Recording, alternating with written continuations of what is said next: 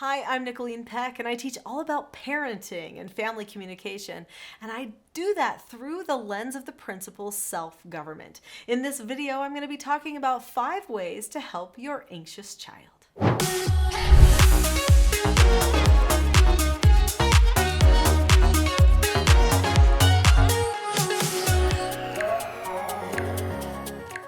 Anxiety is real.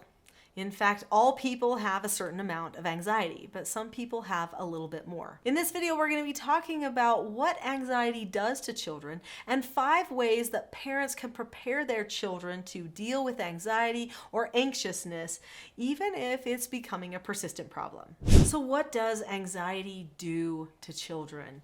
Well, it does the same thing it does to everybody else. The only difference with children is that they don't know what's happening to them sometimes.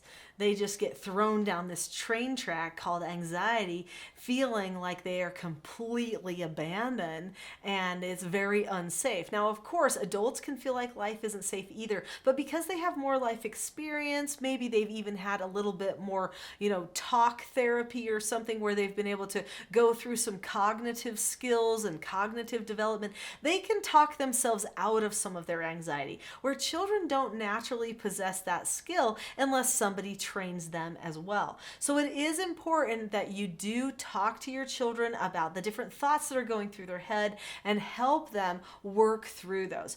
But we're going to share some other ideas of things that you can do to prepare an environment for your child so that they don't end up anxious so often. Here are 5 ways that parents can prepare their children to do hard things, even though they might be dealing with higher levels of anxiety. Years ago, I did treatment foster care for troubled teens, and all of those teens that came to my home, except for 1 or 2, had very high levels of anxiety. Many of them had been abused or abandoned.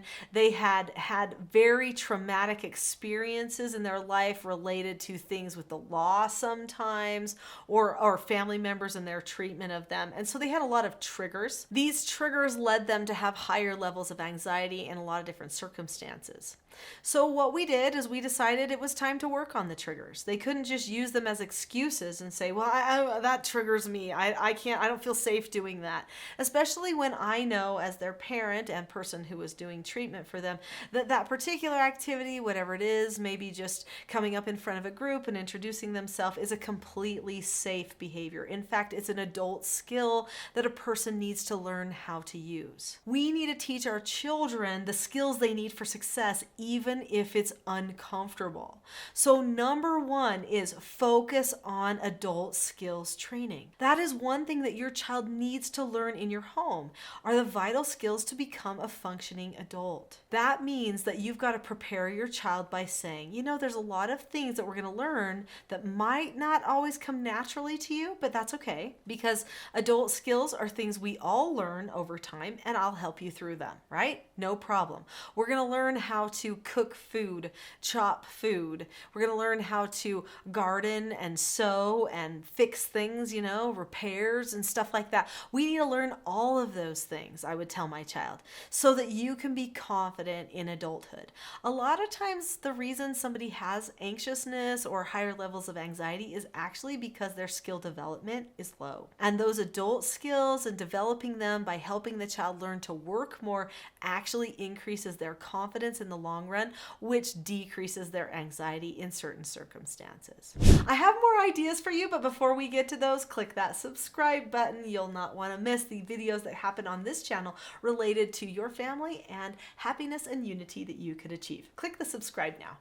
Just like a person needs to have self-reliance in their skills that they learn as far as adult skills so that they can be going forward toward adult life, they also need to have self-reliance in their emotional health. Okay, their behavioral health. So how do you help a person have good emotional health? Well, you have to teach them how to be calm when things seem to be spiraling out of control inside. That means you've got to have a moment where you talk about the feelings that they're having, maybe their feelings of overwhelm. But before we get to full-blown, I can't, and shut down, which is an emotional outburst, we need to say, okay, so you're feeling overwhelmed. What type of a thought do you have in your head right now? Okay, well, that thought seems like it could lead you to have a breakdown. What if there was another thought that was true that we could think instead? What if there was a thought like, well, I might be able to do this if I ask somebody for help? Wow, that's good, right?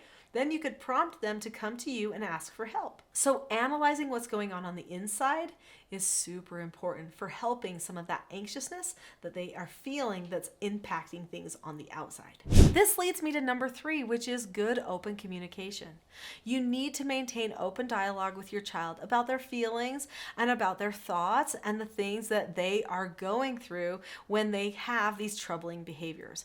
There is an exercise that I teach with the Teaching Self-Government Parenting program, and it is called a SODAS exercise. So that's an acronym, SODAS. Stands for situations, options, disadvantages, advantages, solution. Teaching your children how to go through that type of an exercise in their brain can sometimes prepare them to solve their problems. So number 3 is understanding good communication and making sure you maintain that. Number 4 is teaching them basic problem solving skills so that they can look at all their options and make a good logical decision about what would be best. Number 5 is having a standard of calmness in the home. So when a person is feeling anxiety all the time, they automatically feel a little bit on edge. But then if a parent is stressed or talking to a child in a stressed way, that's just going to elevate that anxiety, and so more anxiousness occurs. So what you need to do is make sure that you get yourself calm. You get yourself ready to communicate with your child in a way that will make it so that you don't elevate that anxiety anymore. It's going to make it easier to manage for them, but also teaching them the skills and principles that they need in order to maintain calmness of communication, even though they might be having a hard time in the minute. So you can develop a process to go through to help point a person toward calmness when they're not feeling like they want to be calm initially. This process is talked about in my Calm Parenting Toolkit. Since you've stayed to the end of this video, I would like to give you my Calm Parenting Toolkit for free. In the description below this video, there is a link that says teachselfgov.com/toolkit. Click on that link and get your Calm Parenting Toolkit for free today.